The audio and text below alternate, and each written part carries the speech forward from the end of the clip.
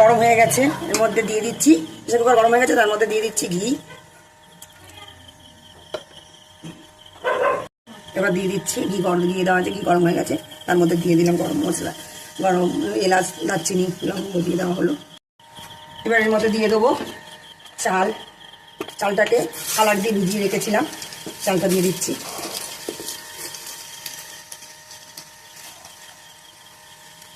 এবার জল দিয়ে দিচ্ছি এর মধ্যে।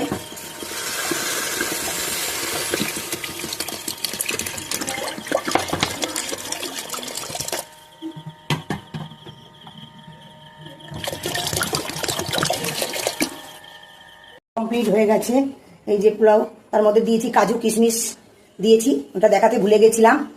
তারপরে এই কিছুক্ষণ রাখার পরে, মিনিট মতন রেখেছি, রাখার পরে নামিয়ে দিয়েছি। পুরো ঝরা ঝরা হয়েছে, দেখুন পুরো ঝরা ঝরা ঝরা ঝরা।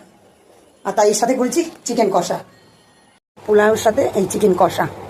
আজকের মেনু হচ্ছে রাত্রের পোলাও আর চিকেন কষা। যেহেতু বলেছি সকাল থেকে যে আমার মেজো মেয়ের জন্মদিন, সেই জন্মদিনে রাত্রে খাবার হচ্ছে পোলাও আর চিকেন কষা।